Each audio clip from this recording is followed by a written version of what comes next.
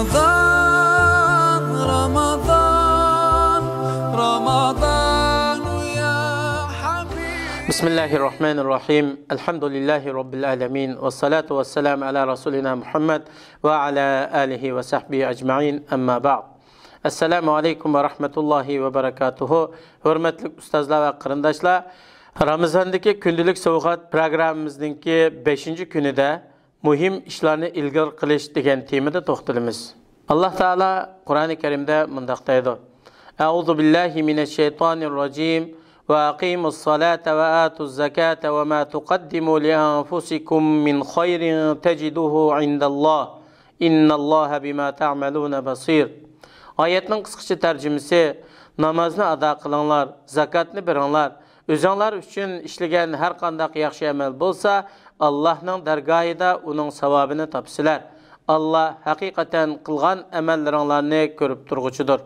Baqara surasi 110-oyat. Ey mu'minlar, namozni to'g'ri shaklda, ya'ni payg'ambar alayhisolamning ko'rsatmasiga uyg'un holatda ado qilinglar va bekitilgan zakatni to'liq beringlar. Bilinglar ki, dunyoda o'zinglar uchun qilgan har qanday yaxshilikning ajr savobini oxiratda Allohning huzurida topsizlar. Allah Taala sizlarning qilgan har bir ishlaringlarni ko'rib turg'uchidir. Shuningga asosan sizlarni jazo mukofotlaydi.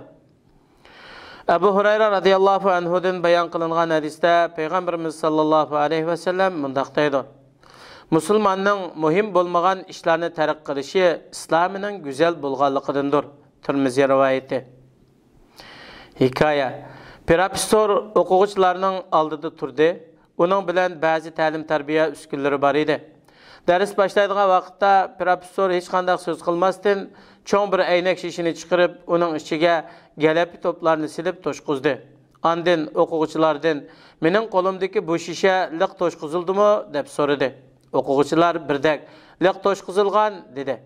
Professor uşak taşlar to'lgan bir qutini chiqarib, uningdagi taşlardan shishiga to'kdi. Ondan shishini kuch bilan silkib chayqadi.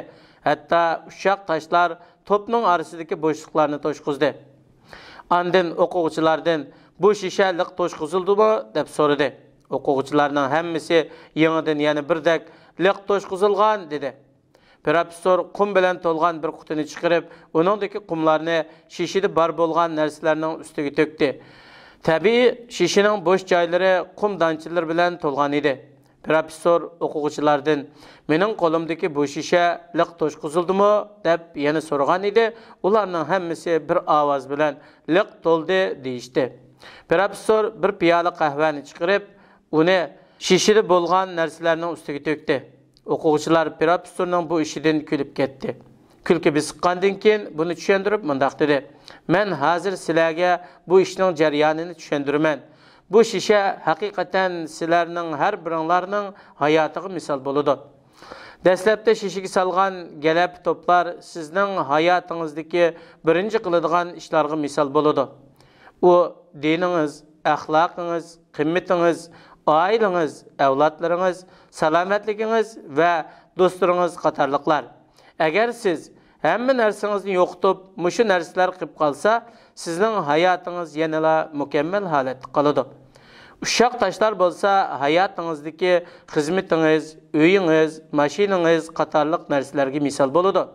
Qum bo'lsa, boshqa ishlarga, ya'ni oddiy va qo'shimcha ishlarga misol bo'ladi. Agar siz shishiga dastlabda qumni qo'ysangiz, galap to'p va shig'il toshlarga o'rin qolmaydi. Sizning amaliy hayotingizning hammasi mushundaq bo'ladi. Agar siz vaqtingizning hammasini va butun tirishchanligingizni e'tiborsiz oddiy ishlarga sarf qilsangiz, qiladigan muhim ishlarga vaqt o'rin qolmaydi. Shuning uchun siz hammadan burun hayotda eng muhim bo'lgan ishlarni qilishga diqqat qiling. Hayotingiz, tinchligingizga alohida ko'ngil bo'ling. Diningiz bilan aloqaliq bo'lgan ishlarga ahamiyat bering. Qimmatingiz, axloq prinsipingizni ching tuting.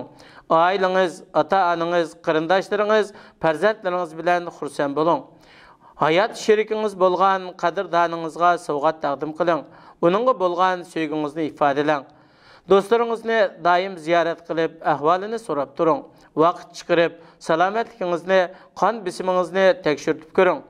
Doim boshqa ishlarga vaqt yetadiganligiga ishonch qiling. Daim gelep toplarga ahmiyet bering. O köngül bölüş haqlıq bolgan işlardır. Hayatda ilgir qılınış, talep qılınadigan işlarni bekiting. Qalğanlari faqat qumga o'xshaydi. Professorning so'zi oxirlashgan vaqtida bir o'quvchi qo'lini ko'tarib, bizga qahvaning misolini bayon qilib bermadingiz dedi. Professor kulimsirab turib mundaq dedi: "Sen so'rgan savoldan men bak xursand bo'ldim. Qahvani qo'yishim sizlarga shuni ochiqlashtirib berayki, hayotimiz har qancha to'shib ketsimi, uningda doim bir piyola qahva sig'adigan o'rin qoladi. Hikmat: Bo'ri bilan do'st bo'lsang, aypaltangdan ayrilma." Dua: Rabbimiz, biz iman keltirdik.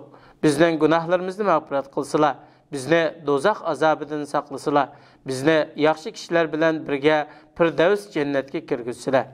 Fikr: siz alohida lazzatlik va ma'nilik hayotda yashash uchun Ramazonda qiladigan muhim ishlarni bekiting.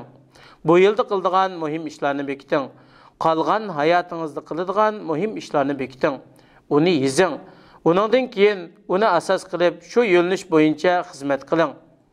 Alloh taolo hammanglarni dinimiz, hayotimiz, salomatligimiz va vatanimizning ozodligi uchun muhim bo'lgan ishlarni hammadan burun qilishga muyassar qilsin. Assalomu alaykum va rahmatullohi va barakatuh.